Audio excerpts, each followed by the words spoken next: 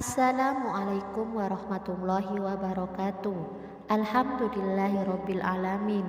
Asyhadu an la ilaha illallah wa asyhadu anna Muhammadar Rasulullah. Para sahabat Cahaya Jadid yang dimuliakan oleh Allah Subhanahu wa taala, semoga kita semua dalam keadaan sehat, berkah umur, rezeki yang melimpah. Semoga kita, anak cucu kita, orang tua, saudara kita, sahabat, bahkan tetangga kita semuanya semoga selalu dilindungi oleh Allah Subhanahu wa taala dari segala mara bahaya. Puji syukur kepada Allah kita dapat dipertemukan kembali di channel yang sama. Semoga pertemuan ini menjadi ladang silaturahmi kita dan selalu diridhoi oleh Allah Subhanahu wa taala.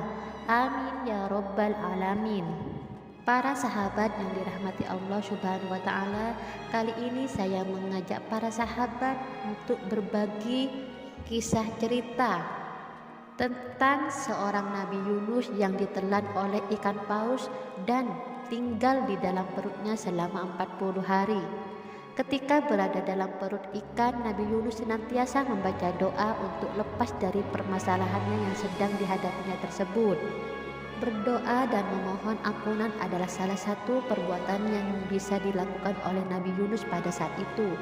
Mengingat perut ikan paus yang menelan Nabi Yunus tersebut sangat gelap dan sesak, sehingga beliau merasa kesulitan bernapas.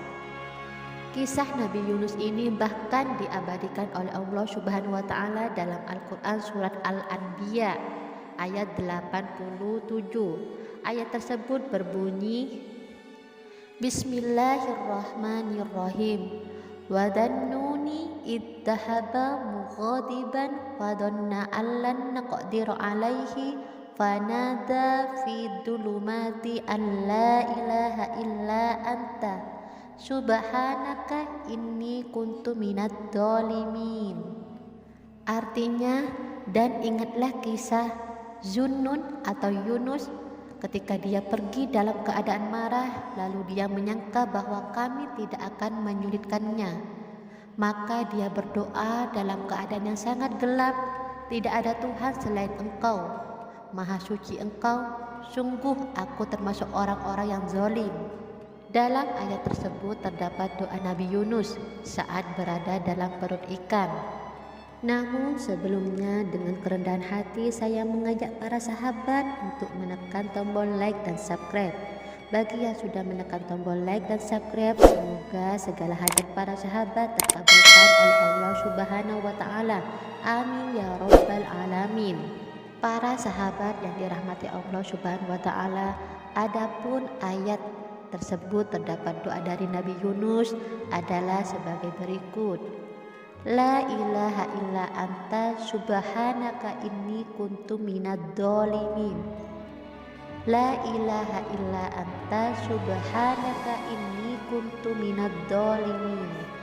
Artinya, tidak ada Tuhan selain Engkau.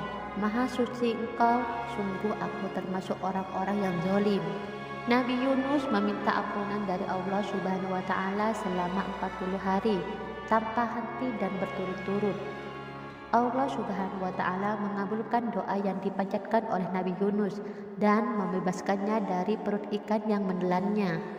Doa tersebut juga bisa dibaca untuk memohon ketenangan hati agar terlepas dari rasa takut, gundah dan gelisah. Konsisten dalam berdoa bisa dijadikan sebagai contoh bagi umat Islam, apalagi ketika menghadapi situasi yang menakutkan dan mengancam keselamatan.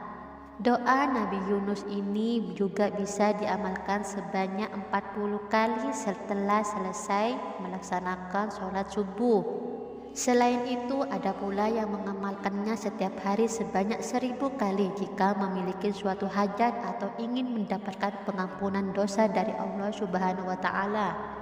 Bacaan doa dari Nabi Yunus ini juga bisa dibaca di waktu-waktu mustajab agar peluang dikabulkannya lebih tinggi. Adapun contoh waktu-waktu mustajab dalam berdoa. Yang pertama, ketika turun hujan, antara azan dan juga iqamah, menjelang waktu sholat maupun sesudah sholat, sepertiga malam terakhir, pada hari Jumat, setelah menghatamkan Al-Quran, saat melakukan tawaf. Bahkan ada seorang ulama mengatakan atau menyarankan agar bacaan doa ini diamalkan minimal 100 kali dalam sehari agar segala hajat yang diminta dapat terkabulkan. Adapun keutamaan dalam doa Nabi Yunus diantaranya adalah memuji Allah, mendapat kekuatan saat diterpa cobaan, dikeluarkan dari kesulitan, mendapat ampunan dari Allah Subhanahu wa taala, dan segala hajat dan permintaan dikabulkan oleh Allah Subhanahu wa taala. Amin ya rabbal alamin. Demikianlah kisah dari Nabi Yunus yang dapat saya sampaikan. Mudah-mudahan ilmu ini bermanfaat untuk para sahabat semua. Wassalamualaikum warahmatullahi wabarakatuh.